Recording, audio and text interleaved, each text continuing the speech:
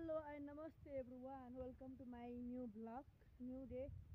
हजुरहरु सबैजनालाई स्वागत छ। हैन आज यसो बाहिरतिर निक्लेको। हैन भ्यू त राम्रो छैन। यो च्यानलमा पहिलो यो ठाउँको भ्लग ल। ओ ब्याकग्राउन्ड पनि ठिकै छ। अरे के गरे? यसलाई कति हो? यसलाई कति हो? यसलाई कति हो? यसलाई कति हो?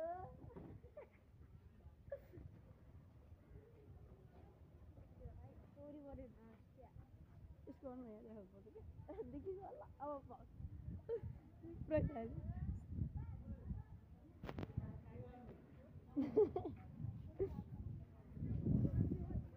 टाङ्गे अहिले आउँछु ल एकछिन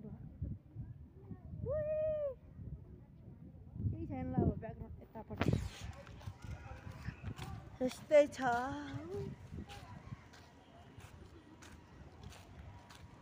हामी ब्याकग्राउन्ड भला गराउन त क्या अगाडिको भन्नु हैन यस्तै छ ल।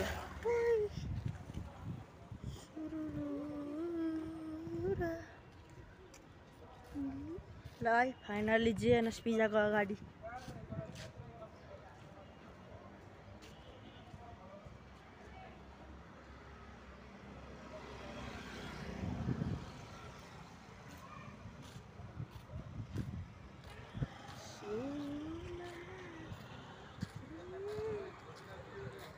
गाइस अब म सामान किन्न आएको पसलको पिसी भेटौँ ल।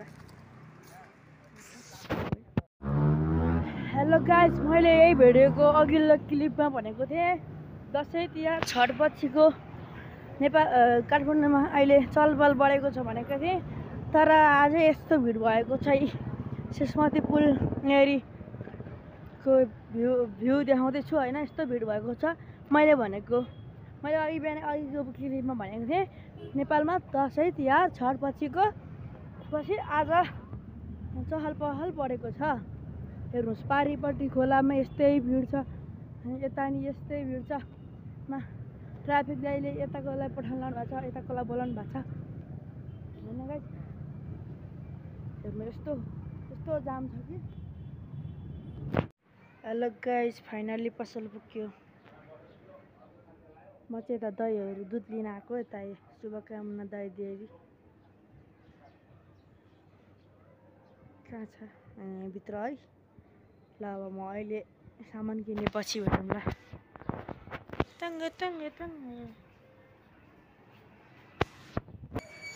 यतै छु। यता फेरि पनि भन्छु जहाँ भक्तपुरी दही यहाँ भक्तपुरी दही जुजु दौ पाइन्छ।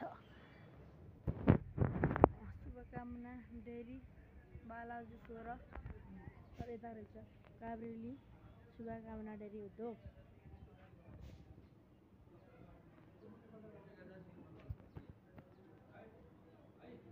यही बोर्ड पनि बनेको रह। म हजुरलाई बोर्ड चाहिँ यसरी देखाउँछु ल। ल बोर्ड हेर्नुहोस् ल भयो गाइस। म बोर्ड फोटो नि हालिदिन्छु ल एकछिनमा। म यहाँ दुध लिन आएको अङ्कलले दुधै नदिएर।